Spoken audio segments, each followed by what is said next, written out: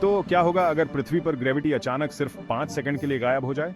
इसका जवाब ऑनेस्टली जितना आप सोचते हैं उससे ज्यादा डरावना है।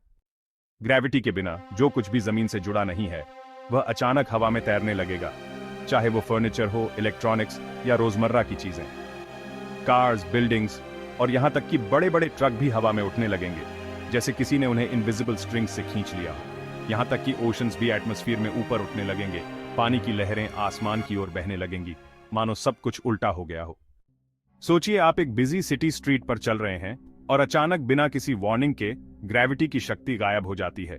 एक पल में हर जगह इंसान हवा में उछल जाएंगे, उनके पैर जमीन छोड़ देंगे और कंफ्यूजन और पैनिक फैल जाएगा। लोग जो कुछ भी पकड़ सकते हैं, स्ट्रीट लाइट्स, बेंचेस, यहां तक कि एक दूसरे को पकड़ने की कोशिश करेंगे, फ्रैंटिकली जमीन पर रहने की कोशिश करेंगे, लेकिन कोई भी चीज अचानक ऊपर उठने से नहीं रोक पाएगी।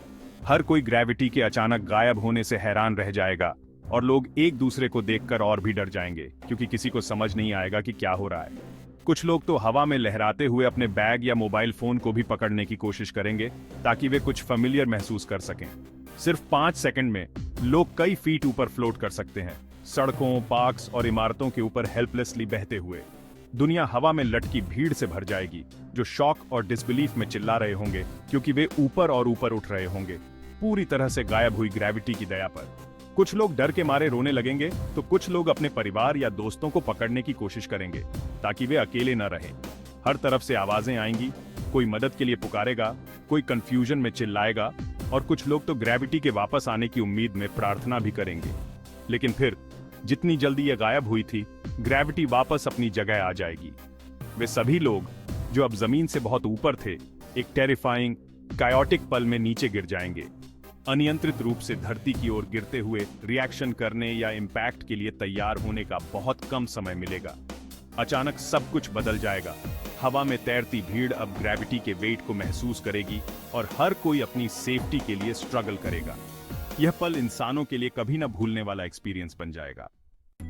इससे भी बुरा यह कि पृथ्वी का एटमॉस्फेयर थोड़ी देर के लिए दूर चला जाएगा, मतलब उन टेरिफाइंग पलों के दौरान हम सांस भी नहीं ले पाएंगे। जब ग्रेविटी वापस आती तो सब कुछ एक अनस्टॉपेबल फोर्स के साथ जमीन पर गिर जाता, जिससे भारी तबाही होती। स्काईस्क्रेपर्स जो कभी ऊंचे और गर्व से खड़े थे, रेत के महल की तरह ढह गए, ट्विस्टेड मेटल और टूटे हुए शीशे के ढेर में बदल गए। जो इमारतें कभी इंसान की उपलब्धि का प्रतीक थीं, वे पल भर में मलबे में बदल गईं।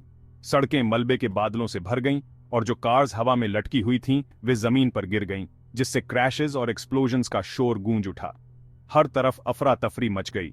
लोग भागने की कोशिश कर रहे थे, लेकिन केओस इतना तेज था कि कोई भी सुरक्षित नहीं रह पाया। हर कोने में डिस्ट्रक्शन की गूंज थी और शहर की पहचान मलबे में खो गई थी। इस बीच ओशंस, जो पल भर के लिए सस्पेंड हो गए थे, वेंजेंस के साथ वापस आ गए। जायंट सुनामीस आगे बढ़े, शहरों पर टूट पड़े और कोस्ट लाइन्स को निगल गए। विशाल लहरें लिक्विड पहाड़ों की तरह अपने रास्ते में सब कुछ बहा ले गईं। सागर का पानी लैंड पर सर्जिंग हुआ, सड़कों को भर दिया और इमारतों को निगल गया।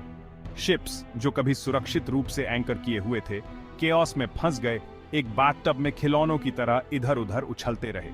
समुद्र की गहराई से उठी ये लहरें इंसान की बनाई हर चीज को अपने साथ बहा ले गईं। दुनिया केओस और डेवस्टेशन की स्थिति में रह गई, प्रकृति की जबरदस्त शक्ति की एक स्टार्क रिमाइंडर। इस तबाही के बाद हर कोई सोचने पर मजबूर हो गया कि नेचर के सामने इंसान की